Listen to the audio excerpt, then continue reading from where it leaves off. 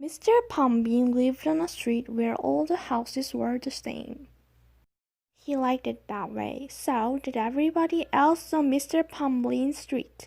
"This is a neat street," they would say. Then one day, a seagull flew over Mr. Pumpkin's house. He was carrying a can of bright orange paint.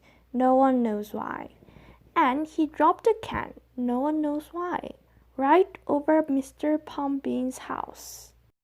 It made a big orange splot on Mr. Pumpkin's house. "Oh, too bad," everyone said. "Mr. Pumpkin will have to paint his house again." "I suppose I will," said Mr. Pumpkin. But he didn't paint his house right away. He looked at the big orange spot for a long time. Then he went about his business. The neighbors got tired of seeing that orange spot. Someone said, "Mr. Pumpkin, we wish you'd get around to painting your house." "Okay," said Mr. Pumpkin. He got some blue paint and some white paint, and that night he got busy. He painted at night because it was cooler. When the paint was gone, the roof was blue. Then walls were white, and the big orange spot was still there.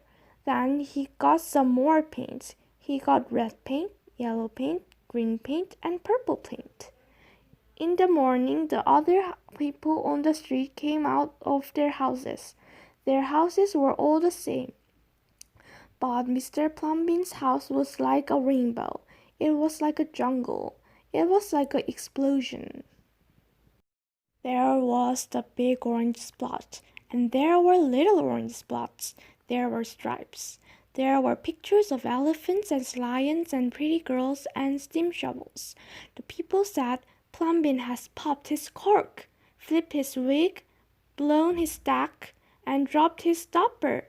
They went away murdering. That day, Mr. Pumpkin bought carpenter's tools.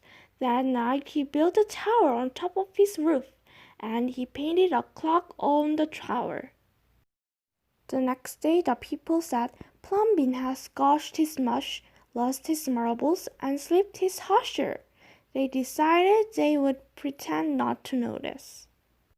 That very night, Mr. Pumpkin got a truck full of green things.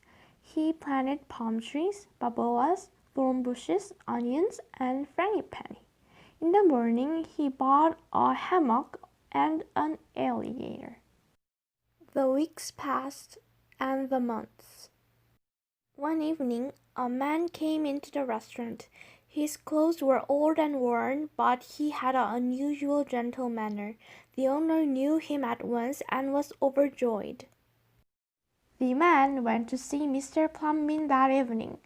They sat under the palm trees, drinking lemonade and talking all night long.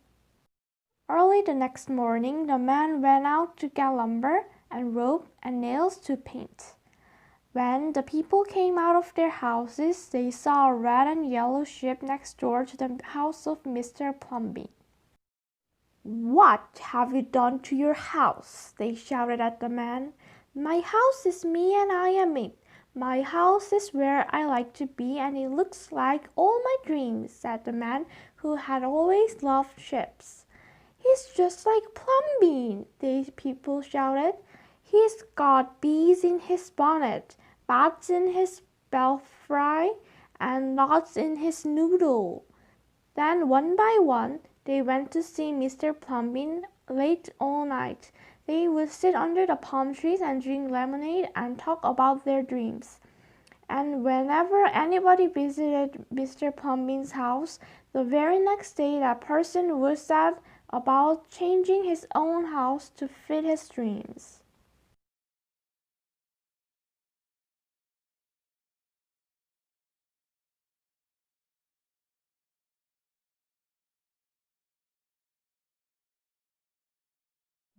Whenever a stranger came to the street of Mr. Pumpkin and his neighbors, the stranger would say, "This is not a neat street." Then all the people would say, "Our street is us, and we are it. Our street is where we like to be, and it looks like all our dreams."